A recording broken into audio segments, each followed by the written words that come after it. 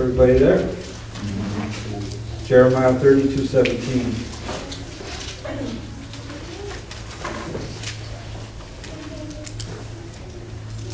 Okay, this is Jeremiah speaking. He says, "O Lord, behold, you have made the heavens and earth by your great power and outstretched arms. There is nothing too hard or difficult for you." Anybody has ever been out of the state of California? You know? And just look at God's creation. I had the opportunity to drive from California to, I call it Cuba, but it was Miami, Florida. Almost the same thing. It's almost the same thing. And just going from state to state and looking at flat land and then mountains and the skies, you know, it has to be a God. Man couldn't have made this. It's impossible, you know. And it's just beautiful, you know, going from one state to the next and just seeing God's creation. And that's where this scripture, just like, you know, with his outstretched hands, you know, he made the heavens and earth, and nothing is too hard or too difficult for God. And that's the message, like I said, for us today. Nothing is too hard for him. Whatever you're going through, God can help you if you let him. But sometimes we get in his way and we start trying to move his hands and we end up 10 steps back. So God says, I don't need your help. You know, I don't need your help. Get out of my way. But we think we can help God. He doesn't need our help. So, like I said, nothing is too difficult for him. So, you know, we just got to understand that. You know, also, you know, when Moses was coming out, you know, and they were in front of the Red Sea, you know, the people said, "No, man, we ain't going to be able to make it across. How are you going to get across there?" You know? So God used Moses to open up the Red Sea, and everybody, I'm not sure if it was 1 million or 2 million of them crossed the Red Sea, you know, from one side to the next. And, you know, when they got there, I bet you they were saying, "This is impossible. We ain't going to cross this. How are we going to get on that side?" That's right. And Moses said, you know, God said he's going to open up the sea. Watch. And the impossible happened. But it's because Moses believed that God was going to do that. If you don't have anything backing that faith up, it ain't going to go nowhere. Right. You know, it's not going to go nowhere. So you got to understand that. And turn to Joshua 3:17.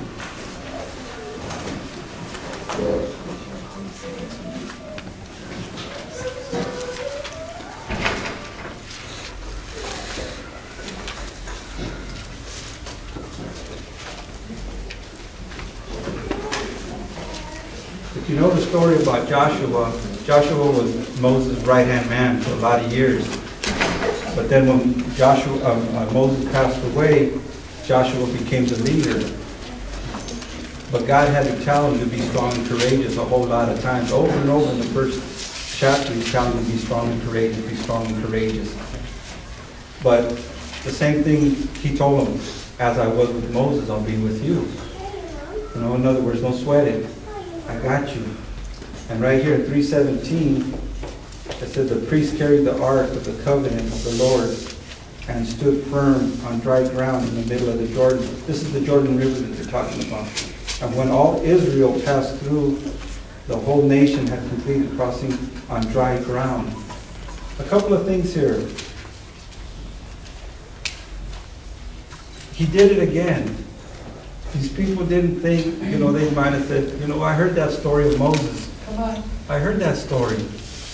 But now we're here in front of the Jordan River, and God said, okay, Joshua, check this out. They didn't believe it, but I'll do it through you. So they went to the Jordan River, and it happened again. The impossible happened.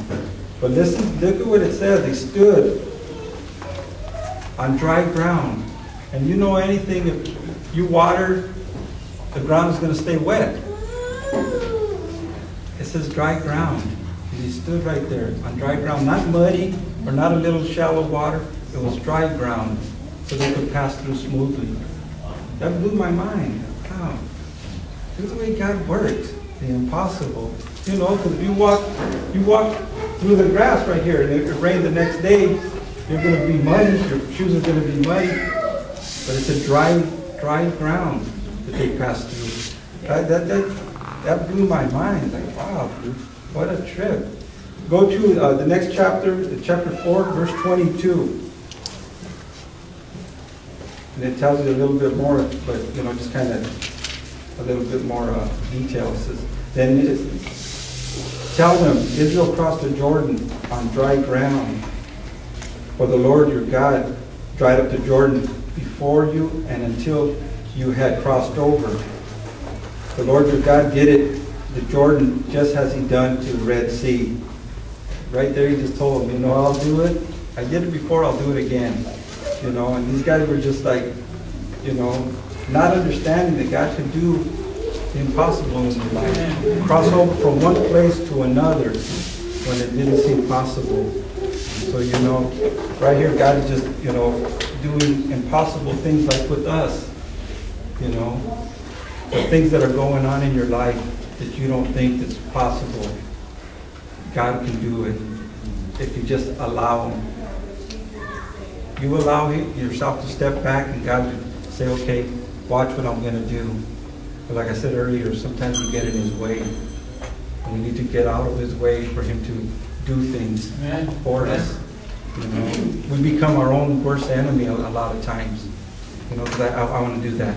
Or he's not moving fast enough. Or he should have, that should have happened already a long time ago. But it doesn't happen when we want it to. So we got to be careful what we do here. The book of Judges, just one book over. You guys will go turn there to Judges 3:15. I want to share a story with this, about this man. Judges 3:15. And I had heard this before, but I just never really, searched it much. But I got into it since I was going to do this message. And it goes, 3:15. It says, again, the Israelite cried out to the Lord, and he gave him a deliverer, Ehud, a left-handed man, the son of Gera of the Benjamites. I was just emphasizing on left-handed. In those days, if you were left-handed, they considered you handicapped. Excuse me? Sad, huh?